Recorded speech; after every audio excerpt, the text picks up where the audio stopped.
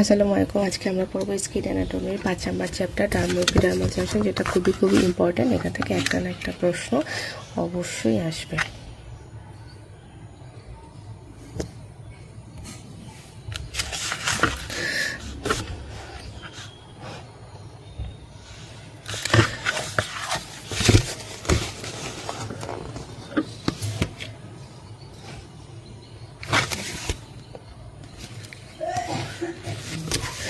প্রথম কথা হচ্ছে বেসমেন্ট মেমব্রেন জোন জিনিসটা কি?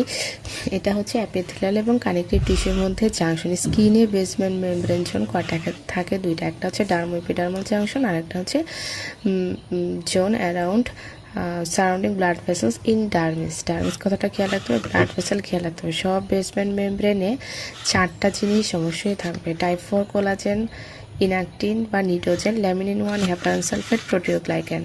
ডার্মোএপিডার্মাল জাংশন কাদের মধ্যকার জাংশন? এটা হচ্ছে অ্যাপিডার্মিস এবং ক্যাপিলারি ডার্মিস। এটা হচ্ছে একটা হাইলি স্পেশালাইজড অ্যাটাচমেন্ট। কখন ম্যাচিউরড হয়? জেস্টেশনের 12 সপ্তাহে। কী কী ফান্ডামেন্টাল সেলস থাকে? থাকে না হচ্ছে ল্যাঙ্গারহ্যান্স সেলস, বাকি সবাই কিন্তু থাকে। ডার্মোএপিডার্মাল জাংশনের কোন সেলটা most important structural and functional link to dermis? সেটা হলো বেসাল কেরাটিনোসাইটস। কোন টেকনিকে স্টেইন করলে কনভেনশনাল লাইট মাইক্রোস্কোপিতে basement membrane zone best visualized হয়? সেটা হচ্ছে পিরিয়ডিক অ্যাসিড স্টাফ। এর অ্যাপিয়ারেন্সটা থিক নাকি থিন? আর কালার কেমন? ম্যাজেন্টা। ব্যান্ড কেমন? লিনিয়ার। কোন সেলের নিচে সিচুয়েটেড? বেসাল কেরাটিনোসাইটস। হেমিডেজমোসোম থাকবে কোন লেয়ারে? বেসাল কেরাটিনোসাইটসে।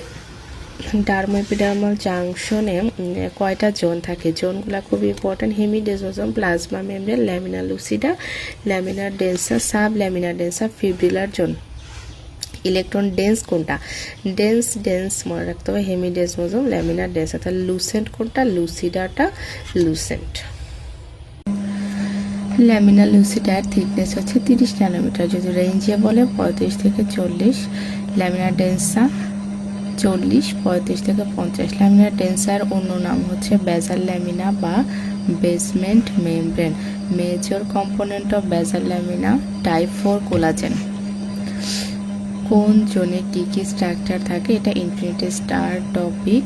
প্রথমে পড়বো হেমিডেজমোসোম এবং প্লাজমা মেমব্রেন। এখানে থাকবে PBI, police bureau of investigation.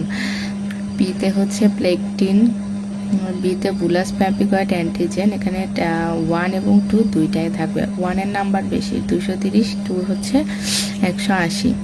Integrin. আর অ্যান্ড্রুসে আছে যে হেয়ার ফলিকলে বাল্ব বা ইনফিরিয়র যে ডিপ পোর্শন, এখানে হেমিডেজমোসোম থাকে না, কিন্তু আপার পোর্শনে অ্যাবান্ডেন্ট থাকে, যেটা হেয়ার ফলিকলটাকে স্টেবিলাইজ করে। ল্যামিনার লুসিডা থেকে থাকবে অ্যাঙ্কারিং ফিলামেন্ট। ফিব্রিল থাকবে হচ্ছে ফিব্রিল থাকবে হলো সাব ল্যামিনার ডেন্সাতে। পরে পাবো আমরা। এরপর হচ্ছে টাইপ 4 কোলাজেন। ল্যামিনিনটাকে কনফিউজ করা যাবে না। ল্যামিনিনটা পাওয়া যাবে ল্যামিনার লুসিডাতে, ডেন্সাতে না। আর বুলাস প্যাম্পিকয়েড অ্যান্টিজেন এখানে 2, এছাড়া ফাইব্রোনেকটিন। ল্যামিনার ডেন্সাটা হচ্ছে পারপেন্ডিকুলার, এখানে পাওয়া যাবে টাইপ 4 কোলাজেন, নিডোজেন বা ইনাকটিন। নিডোজেন বা ইনাকটিন তাহলে থাকে ডেন্সাতে, আর ল্যামিনিন থাকে লুসিডাতে। এল দিয়ে মনে রাখতে হবে, ল্যামিনিন লুসিডা। আর নিডোজেন বা ইনাকটিন থাকবে ডেন্সাতে, হেপারান sulphate. Sub laminar densa fibrillar zone নাম যেহেতু, এখানেই থাকবে অ্যাঙ্কারিং ফিলামেন্ট না। আর টাইপ 7 কোলাজেন অ্যাসোসিয়েটেড থাকবে মাইক্রোফিব্রিল বান্ডেল, ডার্মাল মাইক্রোফিব্রিল বান্ডেল। কোলাজেন থাকবে 1, 3, 5, 7। আর এটা হচ্ছে মাইক্রো থ্রেড লাইক ফাইবার্স থাকবে। যদি এসবি আসে যে সাবল্যামিনা ডেন্সাতে কোন কোলাজেন সবচেয়ে বেশি থাকবে, সেটা হচ্ছে টাইপ 3। ল্যামিনা লুসিডাতে 4, লুসিডাতে 5, ডেন্সাতে 4। তাহলে উপর থেকে নিচের দিকে কমাইতে কমাইতে আসলে হবে। লুসিডাতে 5, ডেন্সাতে 4, এরপর সাবল্যামিনার ডেন্সাতে 3। ফাইন অ্যাঙ্কারিং ফিলামেন্টস কোথায় মোস্ট নিউমারাস? এটা হচ্ছে হেমিডেসমোজোম। আচ্ছা, এটা মশলাতে কিন্তু উল্লেখ করা আছে যে ল্যামিনা লুসিডার যে হেমিডেসমোজোমে বেশি থাকে, কিন্তু জেনেসিসের শিটে মনে হয় আছে ল্যামিনা লুসিডা, সেটা মশলাটাই বেশি সঠিক। মশলাতে সরাসরি বলা আছে যে ল্যামিনা লুসিডার চেয়ে হেমিডেসমোজোমে ফাইন অ্যাঙ্কারিং ফিলামেন্টস বেশি থাকে। এটা নিয়ে আমাকে অনেক নক দিয়েছিলেন যে এটা কারেকশন হবে, আসলে কারেকশন কিন্তু হবে না। অ্যাঙ্কারিং ফিব্রিলের অ্যাপিডার্মাল এন্ড কার সাথে মেশ করে? বেসাল লেমিনার সাথে। আর অ্যাঙ্কারিং ফিব্রিলের ডার্মাল এন্ডটা প্রোট্রুড করবে প্যাপিলারি ডার্মিসে। Main component of anchoring fibril type 7 collagen. Type 7 collagen basal ল্যামিনাতে কোন কোলাজেনের সাথে ক্লোজলি ইন্টারঅ্যাক্ট করে? এটা মনে করো 4 এর সাথে যোগ হবে 7।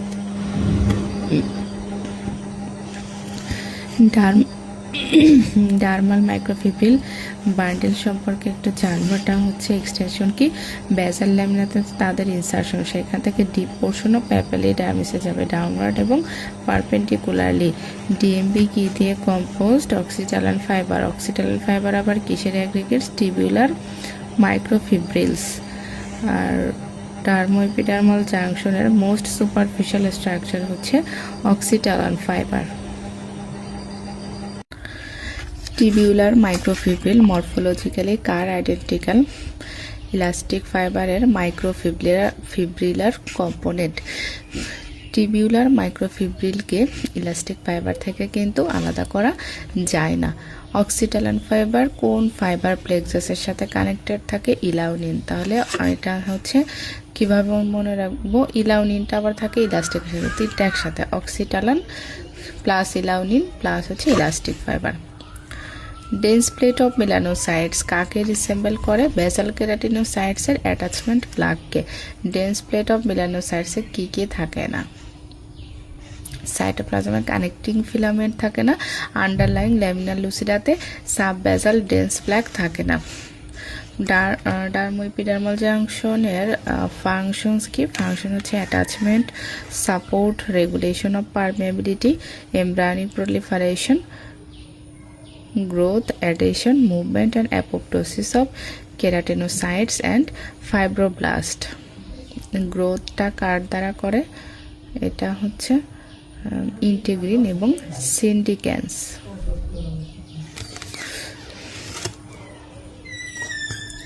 অ্যাপিডার্মিস টু ডার্মিস সেকেন্ডারির জন্য স্ট্রংগেস্ট টাই কোনটা? অথবা বেসাল ল্যামিনা এবং ডার্মিসের মধ্যে সবচেয়ে স্ট্রং অ্যাটাচমেন্ট কে দেয়? এটা হচ্ছে অ্যাঙ্করিং ফিব্রিল, ফিলামেন্ট না। আর উইকেস্ট লিঙ্ক সেকেন্ড স্ট্রংগেস্ট হচ্ছে হেমিডেসমোজোম। এটা আসবে না, বিসিএস এর প্রশ্ন হলে আসতো মনে হয়। উইকেস্ট লিঙ্ক হচ্ছে ল্যামিনা লুসিডা, মনে রাখবো। লুসিডাটা হচ্ছে লুজ। ফাইব্রোনেক্টিন কোন কোলাজেনের সাথে ক্লোজলি অ্যাসোসিয়েটেড থাকে? টাইপ 3। অ্যান্টিজেন ও বুলাস প্যাপিগয়েড কী জিনিস? এরা হচ্ছে প্রোটিন। কে সিনথেসিস করে? কেরাটিনোসাইটস। ইন্ট্রা নাকি extra cellular? Intracellular. Laminin large নাকি স্মল? লার্জ। কোলাজেন আছে নাকি না? এটা নন কোলাজেনাস। কোন ধরনের প্রোটিন? গ্লাইকোপ্রোটিন।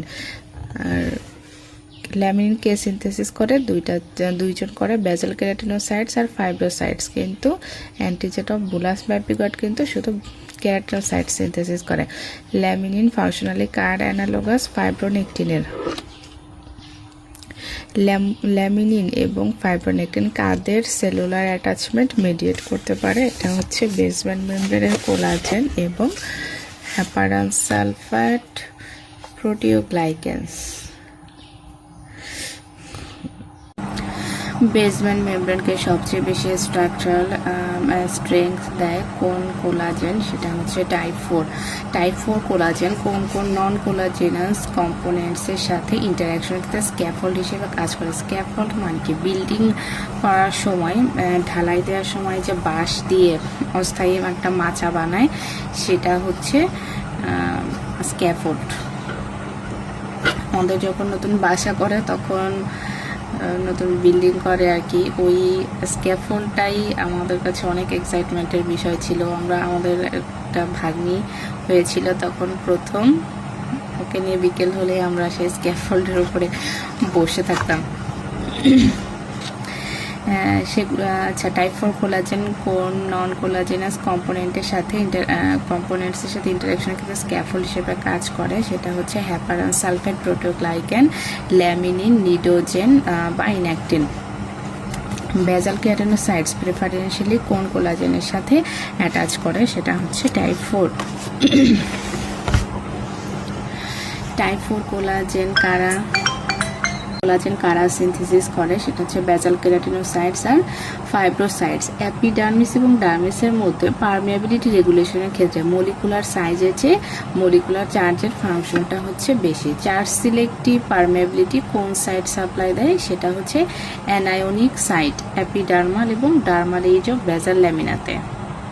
অ্যানায়নিক সাইটের মেজর কম্পোনেন্ট কি, এটা হচ্ছে হ্যাপারান সালফেট, প্রোটোগ্লাইক্যানস কি করে, আদার অ্যানায়নিক ম্যাক্রোমোলিকুলসের পেনিট্রেশনটাকে রেস্ট্রিক্ট করে। ব্যারিয়ার ফাংশন অফ স্কিনে ডার্মো এপিডার্মাল জাংশন কোনো ইম্পর্ট্যান্ট রোল প্লে করে না। আর এমব্রায়োনাল ডিফারেন্সিয়েশনে কোনগুলো ইনস্ট্রুমেন্টাল মানে কি, যারা হচ্ছে ঘটনাগুলো ঘটায়, ফাইব্রোনেকটিন, ল্যামিনিন, আর একটা হচ্ছে টাইপ 4 কোলাজেন। ডার্মো এপিডার্মাল জাংশন কি স্ট্যাটিক? না, এটা সারা জীবনই নর্মাল সার্কামস্ট্যান্সেসে বিভিন্ন মডিফিকেশনের মধ্য দিয়ে যায়। কি কি মডিফিকেশন হতে পারে? রিমডেলিং হতে পারে কীভাবে, একটা 3টা উপায়, একটা হচ্ছে ডিটাচমেন্ট, মাইগ্রেশন, আর একটা হচ্ছে রিঅ্যাটাচমেন্ট অফ কেরাটিনোসাইটস।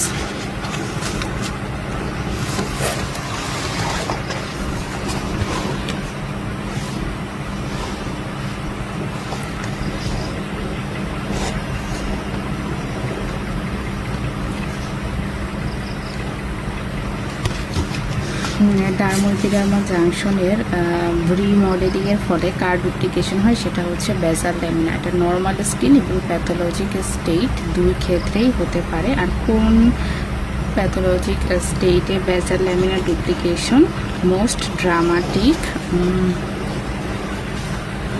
সেটা হচ্ছে ডিএলই। আর একটা হচ্ছে ডায়াবেটিস মেলাইটাস, না, এটা হচ্ছে ডার্মাটোমায়োসাইটিস।